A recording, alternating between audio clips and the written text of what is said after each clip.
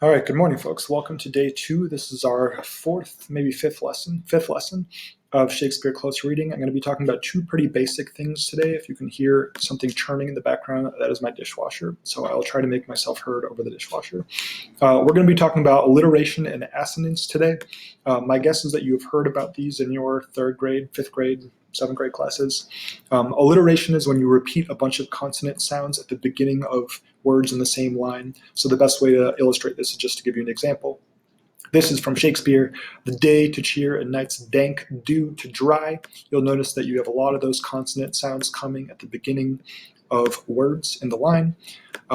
If you see that a lot, that is called alliteration. The opposite of alliteration is what's called assonance. That is the repetition of vowel sounds. Vowels are A, E, I, O, U. Another example from Shakespeare is when he says, "For men so old as we to keep the peace."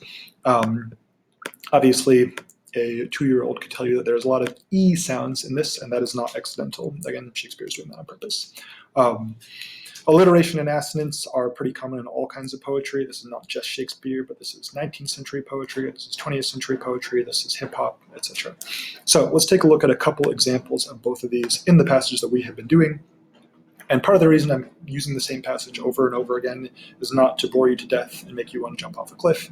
It is to show you that all of these things are present in basically every passage of Shakespeare. So let's talk about alliteration. This passage is pretty famous for alliteration because there are so many S sounds. Also, important to note, Lady Macbeth makes a literal reference to a serpent. People have commented a million times throughout history that the sound S is one that is associated with serpents, right? And there is a sense that Lady Macbeth is embodying a sort of serpent herself, right? She's being very malicious, she's being very sneaky, etc. So she immediately has alliteration, "Oh, never shall sun that morrow see," right? And "Your face, my thanes, is a book where men may read strange matters." And then famously, "Which shall to all our nights and days to come give solely sovereign sway and masterdom," right? So it is not that Shakespeare accidentally happened to write 3 words in a row that began with S. This is highly deliberate, right? He wants her to be making all these sounds to evoke this sort of malicious, cruel, snake-like feature. You'll also notice a lot of M's. "Oh, never shall sun that morrow see. Your face, my thanes, is a book where men may read strange matters," right? That alliteration is also not an accident, especially when you see 7 words beginning with M in the same 2 lines. Another example of this is "must be provided for, and you shall put this night's great business into my dispatch," right? A lot of hard P sounds there as well. Or to alter favor ever is to fear. This double F sound, it's all over the place, and I'm not going to bore you to death, but you can pry apart any piece of Shakespeare, any passage, and you'll see the alliterations all over the place. The other thing that I want to mention is what is called assonance. Assonance is when you hear the same vowel sound over and over again. So just a couple quick examples of this.